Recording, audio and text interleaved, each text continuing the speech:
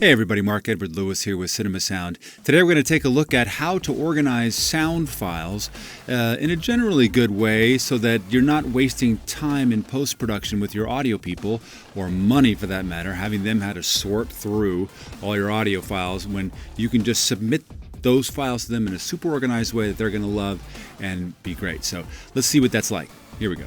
We're here in Adobe Premiere Pro, and this is a session that is we've actually imported from one of our mixes. It's about 200 and I don't remember how big is this mix here. 232 channels worth of mix, and as you can see already, we've color-coded by discipline these audio files. We'll scroll back up to the top here, just so that first of all we have an easy visual reference for what's what. And in Premiere Pro, we don't have really a lot of functionality around naming in the timeline.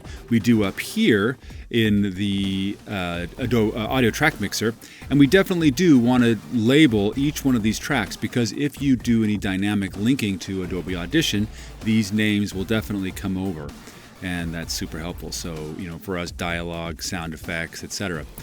So what we have here, this is about a 15-16 minute short, is the purple bits.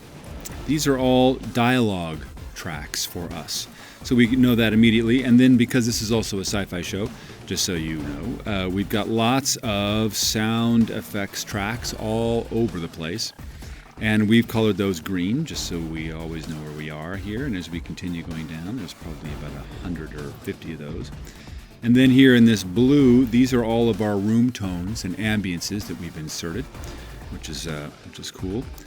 We talk about that in the Cinema Sound Education all the time, how many ambiances you really need to insert to create great immersion in 5.1. And then underneath that is all of the Foley. And obviously you don't need to be doing this in a nonlinear editor. The best way to do it is in a digital audio workstation. But if you did happen to get super cool, like Adam Epstein does with some of his edits, then this is kind of a great organization. So we start up with the dialogue, and whatever reference tracks are up there. Then you've got all the sound effects, hard effects, and then you've got, come on, scroll up, here we go. Then the ambiances, then the Foley, and then underneath that, this in this deep teal, is all the stems for the music. And it's usually a good idea to be placing the music in the timeline, just because, again, it's something that the post-audio people really shouldn't have to be doing, because it just burns their time. And although, the editor's time is certainly valuable, an assistant editor can place all of this stuff very, very easily. So this is kind of the general idea. Once again, it's dialogue on the top, then sound effects, then, come on up here, lots of tracks, then you've got the ambiances, and you've got the Foley, then you've got the music, and then underneath that, anything that's reference or reference above. And this is a really, really great way to be able to get your sound people very happy when they see something. And I tell you, very, very rarely do we ever see an edit come from a timeline from an editor that's organized. Especially if you're in Final Cut Pro X, you're just kind of foobar. There's nothing to be done.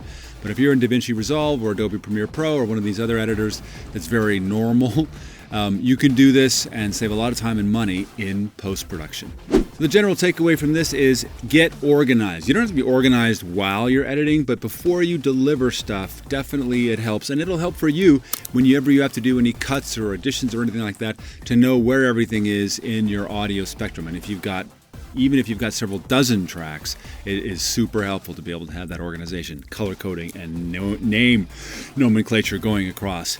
If you're doing a lot of this kind of big edit stuff and in your timelines in audio land, come on to cinemasound.com and tell us how it's going for you, what you're doing to stay organized. Are you breaking things into reels, into acts? What are you doing? You can also come to the Facebook closed group and definitely ask for admission to the group. Become a Cinema Sound member first, of course. Until then, we'll see you in the edit bay. Even if it's for yourself.